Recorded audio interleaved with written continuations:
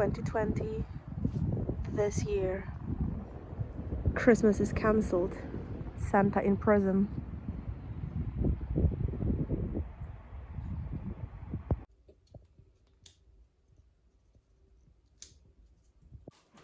Hello, so welcome to my first Vlogmas. I'm super excited about this first Vlogmas, just because I've always wanted to record videos like that just before Christmas, just right before Christmas, and I think I couldn't do it, but this year I decided that I'm going to do this. I'm not going to record Vlogmases every single day just because it's quite difficult to record videos every day, but I'm going to record 4 Vlogmases, 4 videos every week, and it's going to be like a preparation to Christmas, this strange Christmas, I think, this year. So welcome. Today I'm going to talk about 3 things. 3 things that can be done in the first week of preparations to Christmas. Week number 1, so it's like 1 month till Christmas. I started my Christmas preparations with writing Christmas postcards to the people from all over the world. I bought some postcards. These are like 2 random postcards. I'm going to write these Christmas wishes in German, in English, and in Polish, because I also have some friends who are Polish and who live in different parts of the world. And I'm going to send them. And I strongly recommend you to send some postcards to the people from all over the world, because it's nothing to be compared with the message, like, you know, that you get online. It's the physical surprise, physical, I would say, souvenir for the people that you like. And I know that some people don't have friends all around the world, but you can always find those. I thought about the website, which is called penpalsworld.com. I haven't checked this website personally, but some people told me that they got on well with some people and they created some, let's say, language relationships or even some friendships with so many people from different parts of the world. So maybe that's the challenge for you for this week, for this December. Right now we are at home all the time, so it's the perfect occasion to meet new people online from different parts of the world, and then next week sending them these Christmas postcards. The next thing that I'm going to do this week is, well, I'm going to think about Christmas presents. And I also wanted to talk about Christmas presents for language lovers. I know that all the people that want to learn the language, I know that there are a lot of people who would be very happy about different language products, different language presents. And I thought that I would give you 3 alternatives for language lovers, or the presents that I would be happy with. So the first present is always a book.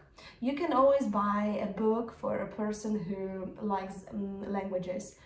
Of course, in this, you know, a specific language. For example, I am super obsessed about English and German, so for me the best option would be a book, like a French book, a German book, or an English book. But maybe there are some people who are passionate about Russian. Maybe you can find some Russian books. I have a friend who is very passionate about Russian, so maybe he would be super happy with the Russian book. And I'm saying hello to him right now, because I know that he's going to watch this video. Also, the second alternative that you can have is the book with some super difficult language exercises. I don't know, with some collocations, with some idioms, some grammar books, or just maybe books for those people who want to start the language. Maybe you have some people who want to start Spanish.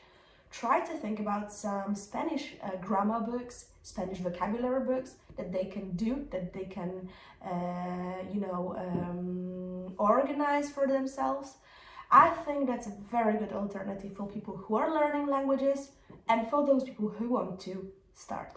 Maybe you can think of some language courses for the people that you really like or that you love. There are so many language courses right now, online and not online. Maybe that's the alternative for the person who likes languages. Language course, or maybe I know some conversation classes like one-to-one. There are different alternatives. You can think of some extra classes, extra courses for them. Not happy about language books, about online classes, about books? You can still book a night in a very fancy and nice hotel in a specific place. For example, if somebody is interested in German, and wants to practice his or her German, why not to book a hotel in Berlin to have some cultural, input and some cultural experience. I'm pretty sure that this person would be super happy about that. I would be very happy about, having, this present and having, stay in some fancy place that I'm really interested in. I know that we're living in pandemic times, but you don't have to go like in January and February. You can still go in March and April. Well, it's like waiting for your present and waiting for this nice cultural experience. So present number 2 or present number 5, if we consider, different types of language courses and language books, staying in a fancy and nice hotel in one of the countries, in one of the places where you can share your passion to languages and mix with other people. Yes, so we have 2 excerpts, so we have 2 presents, 2 different kinds of presents that you can buy when it comes to a very language person. And I also have an idea for language lovers. 2 years ago, I got a beautiful present from my students. I consider it one of the best presents I got, especially that it was from my students. I consider it a very personal, very specific present. Maybe this is the alternative for your friends, for your family, and for the people that you really like. So that's the map that I got from my students, I think 2 years ago, and that's the perfect present for all the language lovers and all the people who love traveling. And it's like scratching your memories, and it's the major point in my flat. So I really appreciate it. I really love this present. And finally, week number 1 would be properly finished with a glass of mulled wine, which is Christkindl Glühwein in German, and that's the brand, that's the proper German brand of Glühwein, which is mulled wine. I think it was produced or bottled in Nuremberg or something like that. Yeah, exactly. It's very sweet, and also it has some a lot of sugar. So if you don't drink alcohol or if you don't like sugar, you can always replace this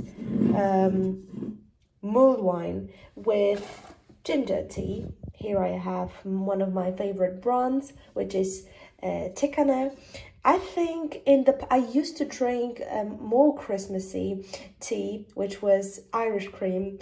I haven't seen this tea for a very long time, and I think I was looking for this tea, but I can't find it anywhere. Can you find the Irish cream Tikane tea anywhere, please? This week I'm going to start my 24-day Christmas December challenge, language challenge. it's going to be an exercise for all the people who are my Instagram followers. Every day for 24 days, I'm going to post some English language lessons. And after 24 days, there's going to be like the huge summary of what we did for the whole month. These are going to be some expressions and some grammar exercises and some expressions connected somehow with Christmas, but okay, it's going to be more like a language challenge, like 24-day language challenge for all the people who want to improve their English. So if you want to improve your English, and if you want to expand your vocabulary, and you want to expand and, I don't know, somehow inspired to learn more, then please visit my Instagram, my Language Bay Instagram account, where you can find everything. And I'm going to post my videos, my stories in English, so that you can practice and listen, and to have as much of an English input as it's possible. So this is my Vlogmas number 1. I talked about Christmas presents, I talked about postcards, I talked about Glühwein, and yeah, that's it for today. And thank you so much, and see you next week in Vlogmas number 2. I don't know if you are familiar with the term house blingers, but house blingers are the people who extremely decorate their houses. And if you have a semi-detached house or a detached house, then you can decorate your house and it can bling.